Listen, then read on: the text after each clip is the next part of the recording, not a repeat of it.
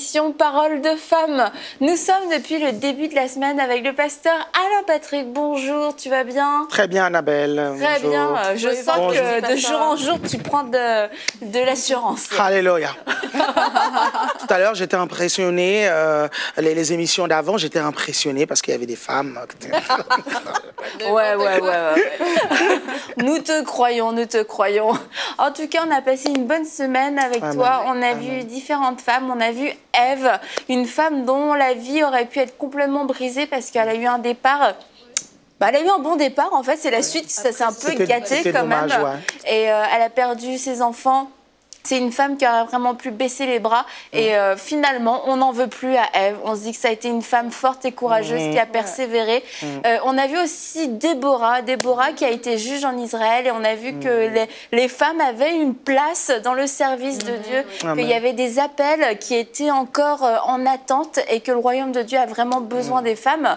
Nous avons vu aussi Anne qui avait une foi vivante, une foi qui a fait la différence puisqu'elle a pu engendrer Samuel, un prophète extraordinaire. Et puis dans cette émission, tu as prié pour les femmes qui attendaient, qui soupiraient après un enfant.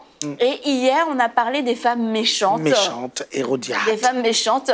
On avait toutes plein de choses à dire, bizarrement, sur les femmes méchantes.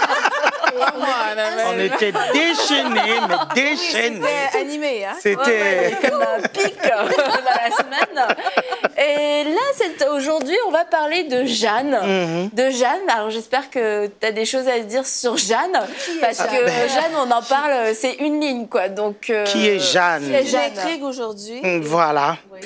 Jeanne, c'était une dame, c'était la femme de Sousa. Sousa, c'était pas un Béninois ni un Portugais, parce qu'on trouve des Sousa chez les Béninois et chez les Portugais. C'était la femme de l'intendant d'Hérode. La particularité de cette dame, c'est qu'elle a pu servir Jésus, parce qu'elle faisait partie des femmes qui se baladaient avec Jésus et les apôtres pour pouvoir servir le ministère de Jésus. Et elle avait quand même un mari qui n'était pas adepte de Jésus. Hein. Et on peut penser à ces femmes qui servent le Seigneur à l'église et qui ont des maris inconvertis. Ça peut être des situations très, très embêtantes parce que certaines d'entre elles peuvent vivre des persécutions.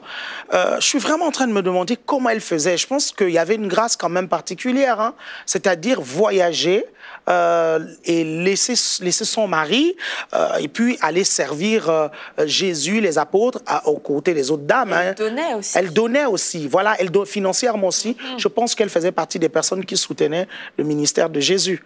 Et j'aimerais qu'on puisse profiter de cette occasion pour donner des conseils aux femmes qui ont des maris inconvertis et qui servent le Seigneur. Dans tes églises, j'imagine que c'est déjà arrivé plusieurs fois ce cas de figure où il y a une femme, elle aime le Seigneur, elle veut servir le Seigneur, mais elle a un mari inconverti. Et c'est sûr qu'à un moment donné, on va se retrouver un petit peu entre deux feux parce qu'on a l'amour pour le Seigneur qui nous pousse, mais d'un autre côté, on peut avoir un mari qui est très hostile, ou même pas hostile, mais bon, c'est sûr, il y a des choix qui vont être difficile à faire en accord ensemble. Oui, ma chérie, vas-y, le dimanche, va pendant toute la conférence, va aider, donne ton argent, donne l'argent du foyer.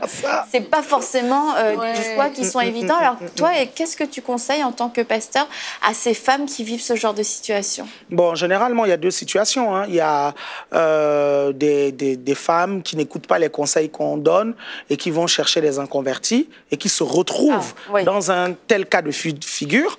Et il y a des femmes qui se sont converties, elles étaient déjà mariées et leur mari est resté inconverti. Et là, ça peut être un défi pour les deux. Hein. Ça peut être un défi parce que pour ceux qui sont allés chercher leur païen, en griffe, leur inconverti, pour celles qui sont allées chercher leur inconverti, et ben, au début, généralement, parfois le gars ou la fille, si c'est l'inverse, lui promet, dit non, je respecte ta foi, je te laisserai aller à l'église, ne t'inquiète pas, je sais que tu es chrétienne, je sais que tu es engagée. Mais très souvent, sur, je ne sais pas, 5 qui vont faire ça, il y a au moins, honnêtement, sans exagérer, il y a au moins 3 ou 4 qui après retournent leur veste. C'est-à-dire qu'à un moment donné, ils commencent à se plaindre.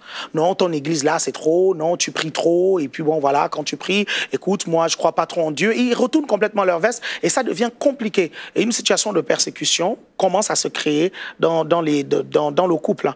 Et parfois, la femme, elle se relâche si elle n'est pas très forte et affermie. Parfois, c'est difficile de vivre sa foi. Ouais, moi j'ai eu des femmes qui sont allées jusqu'au divorce parce que le mari a persécuté. À un moment donné, le mari a dit, ben, tu choisis entre Jésus, entre ta foi, ton église et moi, sinon je m'en vais. Et voilà, et la femme a laissé partir le mari parce qu'on lui a demandé de choisir entre le mari et Dieu. Et là, c'est dramatique parce qu'il faut... On veut quand même que le mari se convertisse, hein, et que ce couple-là continue. Comment on peut faire de façon concrète en tant que femme, mariée, en tant que femme, oui, pour pouvoir allier les deux? Est-ce qu'il y a des choses à éviter, des choses qui peuvent faire peur aussi au mari qui n'est pas croyant? Il faut être organisé et faire preuve de beaucoup de sagesse. Je peux donner beaucoup de conseils à ces femmes-là. La première chose, c'est qu'il faut être bien organisé pour pas que leur maison soit délaissée. Elles ne doivent pas délaisser leur maison, elles ne doivent pas délaisser leur mari, elles doivent continuer à s'occuper de leur maison, s'occuper du mari, montrer vraiment de l'amour à l'égard de leur mari, gérer correctement leur temps pour s'impliquer à l'église dans la limite du raisonnable. Il ne faut pas aller dans les excès.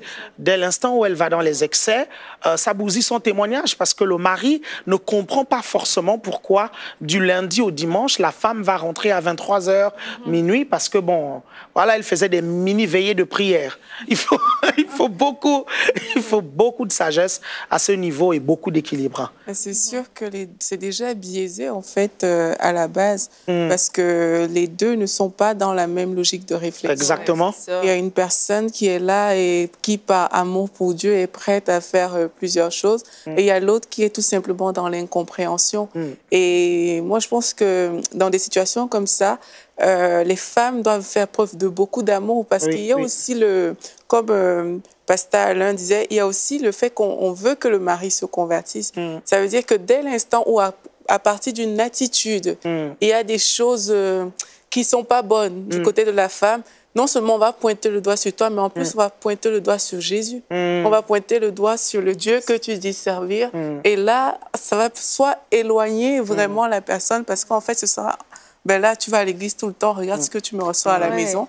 Donc, il faut vraiment marcher dans l'amour, manifester un grand amour et puis une grande patience parce qu'on est dans vraiment deux logiques de réflexion qui sont différentes. Et ça, c'est le deuxième conseil que je voulais donner, faire gaffe à son témoignage à la maison. Merci, Mathilde. Tu voulais revenir à Hérodiade, c'est ça?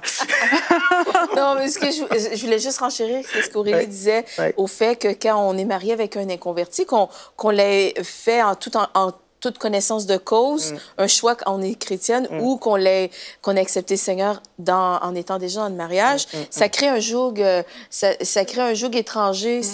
Et c'est spirituellement qu'on comprend les choses spirituelles. Et c'est certain que c'est vraiment difficile de pouvoir même avoir des sujets de conversation qui se rejoignent et que la vie en général se rejoigne. Parce que moi, je regarde mon mariage, puis je me dis, ben, tout ce qu'on parle, c'est des choses de Dieu. Et je me dis, si moi, j'étais mariée à une inconvertie et j'aime le Seigneur de tout mon cœur, tu dis, mais c'est une solitude vraiment très difficile à vivre.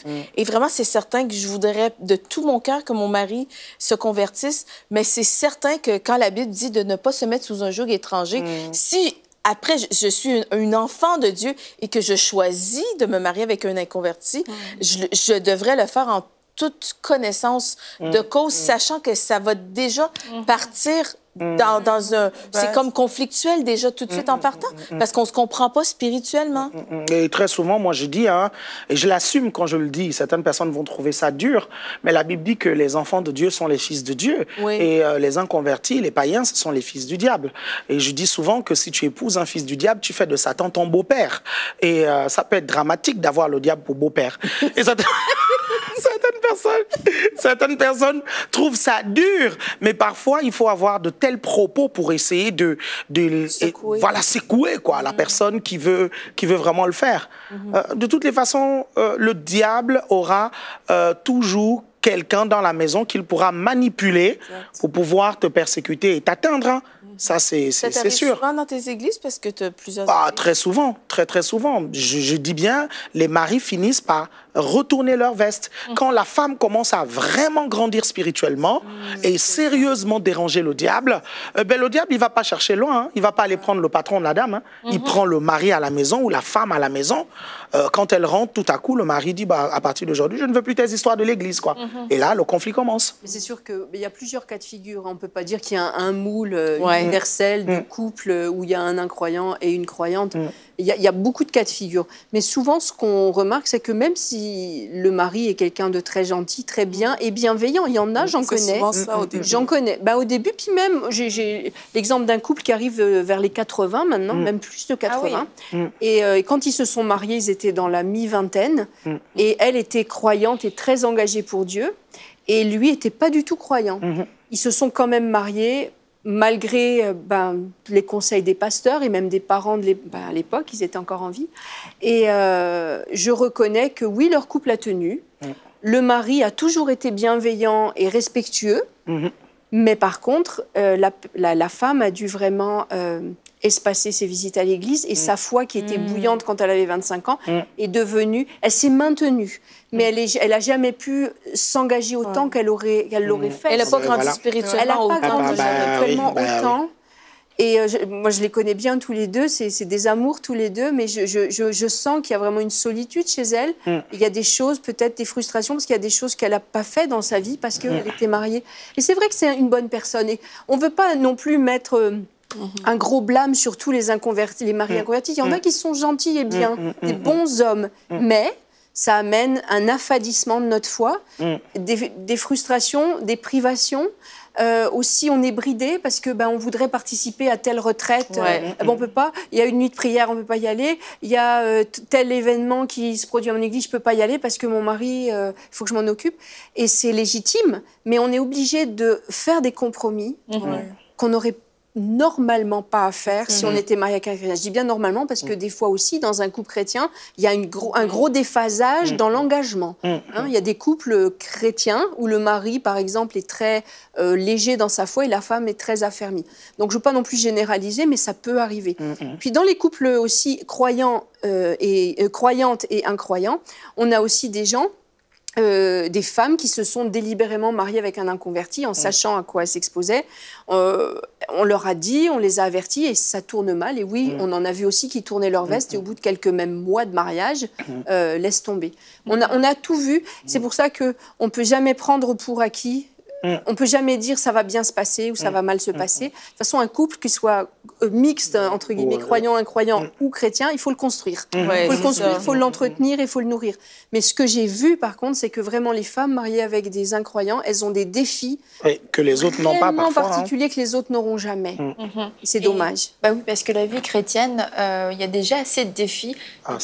Tu peux t'épargner certains combats dans la vie. Et celui-là, c'est un combat que tu peux t'épargner. Il y a un combat peut-être au début avec ta chair pour renoncer peut-être à cet homme parce que tu as des sentiments, etc. Mais après, franchement, c'est pas juste là l'histoire du moment de mes sentiments, c'est l'histoire d'une vie complète à construire. Et bon, aussi, il y a des femmes qui, en cours de route, rencontrent le Seigneur. Donc là, le cas de figure est totalement différent. Et c'est peut-être d'autant plus difficile à la fois pour la femme et à la fois pour le mari parce que la femme peut changer et change radicalement. Et c'est un changement qui est rapide, qui n'était pas prévu. Et le mari se retrouve avec une femme qu'il ne connaît pas. Et quelquefois, c'est une femme qu'il n'aime pas non plus. J'aime pas comment t'es, c'est pas comme ça que je t'ai connue. Et ça peut être très douloureux. Mais dans ces cas-là, aussi, comment aider ces femmes qui rencontrent le Seigneur en cours de route à prier efficacement pour leur mari? C'est ça qu'il faut faire. Il faut prier. Je disais, il faut faire attention attention à son témoignage, il faut être équilibré, mais il faut aussi prier. Il faut aussi prier. Il y a une façon de prier pour la conversion de quelqu'un. Le pasteur Yonggi Cho explique comment une femme priait pour sa fille. Au départ, en fait, quand elle parlait de sa fille, elle disait cette païenne, cette prostituée, ceci, cela, et elle disait des choses comme ça au sujet de sa fille. Et le pasteur Yonggi Cho lui a dit, mais en fait, il faut que tu changes l'image que tu as de ta fille. Il faut que tu commences à te construire une image d'une fille chrétienne, remplie du Saint-Esprit, pour que tu puisses prier correctement et demander avec exactitude ce que tu veux. Et parfois, il faut réussir à avoir dans son cœur l'image d'un mari converti. Quand tu pries, moi je crois, tu dois avoir la foi et t'imaginer en train de faire des cultes familiaux avec lui, aller avec lui à l'église. Et quand tu vois ça, tu déclares, tu parles, tu dis, la Bible dit, moi et ma maison, nous servirons l'Éternel. Seigneur, je m'assois sur cette parole et je déclare que mon mari va se convertir. Tu as aussi dit, crois au Seigneur Jésus et tu seras sauvé, toi et ta famille. Mon mari fait partie de ma famille aujourd'hui. Seigneur, je m'assois sur cette promesse. Tu as promis me sauver, mais sauver aussi ma famille. Je le crois, je le déclare et j'ai la foi. Et peut-être même dire aussi au mari de temps en temps, tu sais quoi, moi je crois que tu seras un homme de Dieu. Il va rigoler, il va peut-être rigoler, il va faire passer ça dans l'humour, mais c'est important aussi. C'est important de lui montrer qu'en fait, tu ne le vois pas que comme le païen de la maison. Voilà, et toi, la sainte, avec les enfants, vous allez à l'église et le païen... Je veux encourager pour ceux qui m'écoutent. Il y a des femmes comme ça qui se retrouvent dans des mariages parce qu'elles se sont converties après avoir rencontré l'homme de leur vie, puis c'est pas facile. J'ai un témoignage familial, c'est les grands-parents de mon mari. La mamie n'était pas convertie et elle a jamais été chrétienne de toute la vie du grand-père. Et le grand-père était un homme de Dieu très engagé dans l'église, il priait, il était très engagé, il avait des responsabilités dans l'église. Mais il priait, il voulait que sa femme vienne au Seigneur. Puis même, il était un petit peu trop... il poussait un peu trop. Mais elle, elle était bienveillante. Elle venait de temps en temps à l'église. Elle suivait quand même, bienveillante, mais elle ne s'engageait pas. Et du jour où le grand-père est décédé, elle s'est fait baptiser. Donc, je veux dire, les prières ne sont pas vaines. Amen. Et il faut garder ça en tête. Persévérer et surtout ne pas pousser, mais... J'allais dire pousser dans la prière, mais pas dans les paroles. Voilà, ne pas brutaliser. On doit mener une vie de prière, mais quand on est marié avec un inconverti, moi, le peu de personnes que je connais dans ces cas-là, c'est comme une vie de prière non-stop, mais vraiment pour ton mari, pour ton mariage. Parce que c'est vrai que les situations par lesquelles ces personnes passent sont quand même des situations difficiles. Et là, c'est comme si... on s'est engagé sur ce chemin-là où on est toujours dans le combat.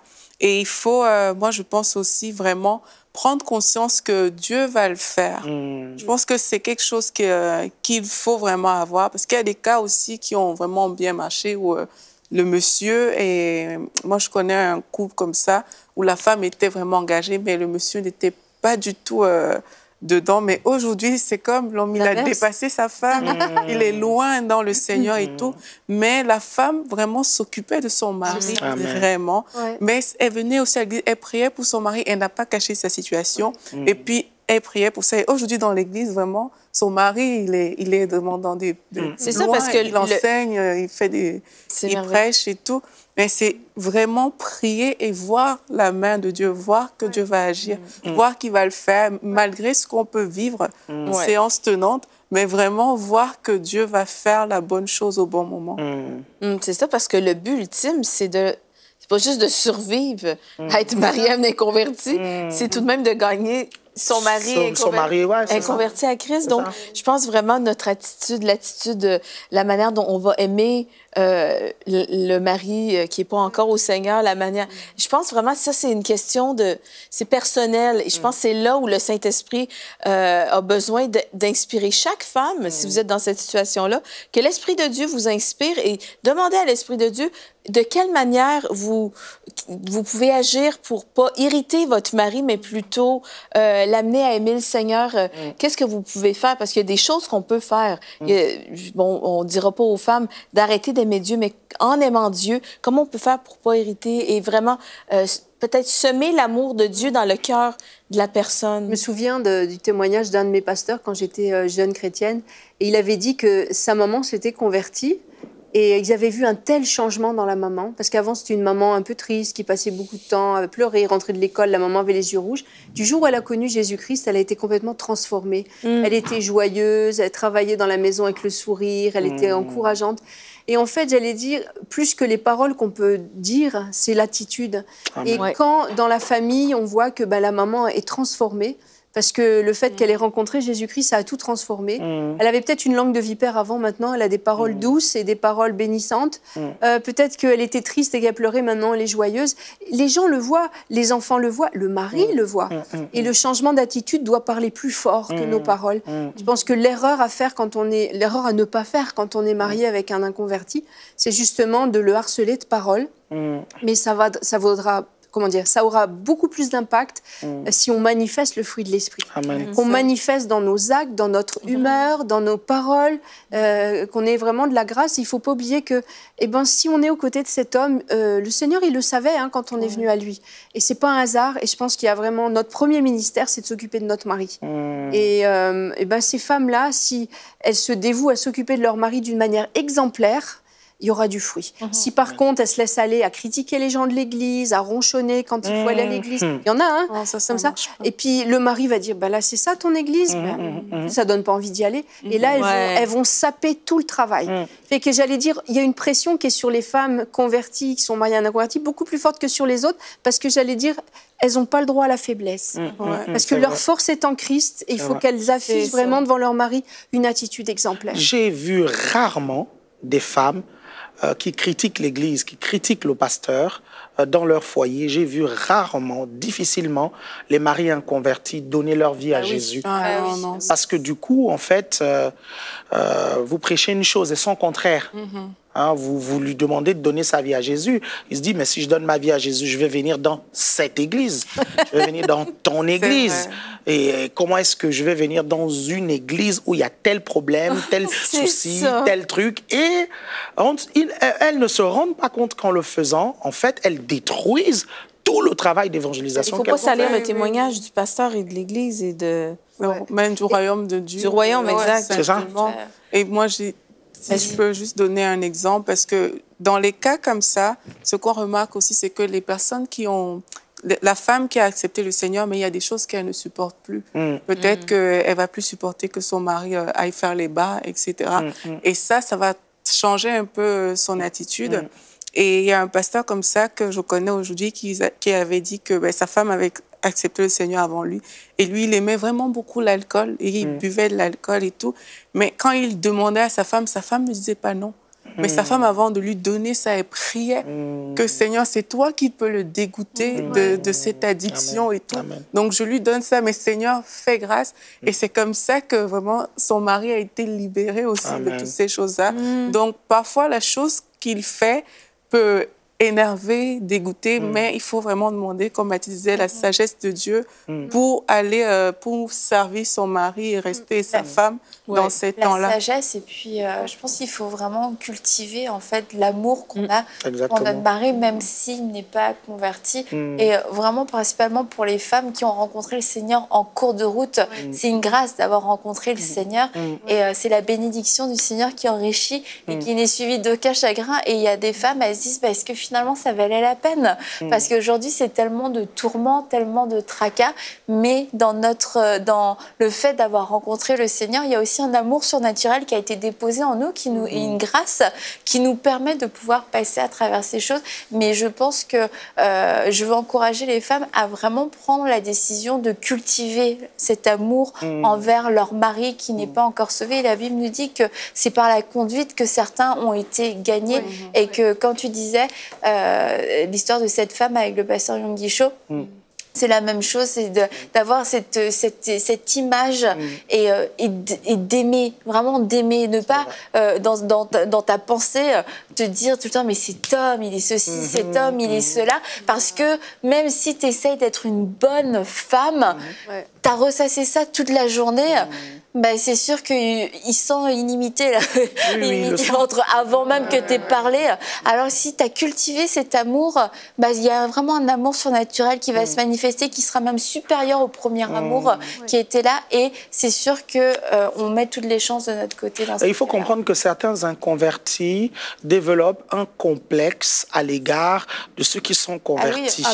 Parce que, voilà, ils ont le complexe de la sainteté de l'autre, dont toi, tu te sens saint, toi, machin, et ça peut être, ça peut aussi être un frein, un blocage. Et c'est important de ne pas nourrir ce sentiment-là que lui, c'est le super grand pécheur et toi, c'est la sainte de la maison. Et puis même, pour terminer, pour rebondir sur ce que dit pasteur Alain Patrick, au niveau des églises, quand il y a un couple avec une croyante et un inconverti ou vice-versa. En tant qu'Église, on doit accueillir le conjoint non-croyant, les bras ouverts. Amen. Parce que moi, j'ai connu des situations où ils étaient accueillis comme des punaises à écraser. Oh là là. Donc, on doit les accueillir, leur témoigner de l'amour, parce que c'est des âmes à amener à Christ. Amen. Et des fois, la femme est exemplaire, mais l'Église l'accueille mal, le conjoint. Et cette personne se sent mise de côté, des fois toisée, méprisée, parce qu'il ne fait pas partie des super saints. Et il faut vraiment faire attention à notre attitude. C'est pas des punaises à écraser, c'est des âmes à gagner à Christ. Donc on doit manifester de l'amour. Et de les accueillir même s'ils ne sont pas là par leur présence. C'est-à-dire que s'il y a quelque chose, on invite la famille. C'est ça, on invite le un barbecue. On pense, c'est comme on inclut, on essaye d'inclure ce mari dans des activités extra-église parce que oui, on t'aime ma sœur, mais on aime aussi ton mari, donc viens. Et comme ça peut créer aussi ce lien plutôt que tu vis ta vie chrétienne de ton côté et puis il y a la maison. En tout cas, vraiment, merci beaucoup, pasteur Alain, d'être venu. Comme tu l'as dit, je ne sais plus quand, hier, aujourd'hui, tu vas faire un effort pour revenir nous voir. Oui, je vais faire un effort. J'en fais la promesse. Et merci. Oui, je vais attention, hein, c'est noté. Non, je vais venir Amen. Ok. Plaisir. Enregistré. Vous êtes mes amis. Merci beaucoup. Merci de nous avoir fait découvrir Jeanne. Femme de l'intendant, femme de Souza, qui a été finalement, qui peut être une inspiration. C'est possible de servir Jésus, de servir dans un ministère, même lorsque notre mari n'est pas encore sauvé. Il y a des solutions et on peut vivre une vie chrétienne, mais ça demande de la sagesse. Et puis ça demande aussi une vraie relation, une vraie intimité avec le Seigneur, parce qu'on a vraiment besoin d'être ressourcés continuellement. Donc, comme je disais, vraiment, merci beaucoup. On te souhaite un bon retour à Paris ou ailleurs dans une de tes multiples églises. Amen. Et on espère donc te revoir très bientôt. Merci à vous les filles d'avoir été là avec nous toute la semaine et à vous tous et vous toutes qui nous avez suivis. À très bientôt. Nous vous souhaitons un bon week-end.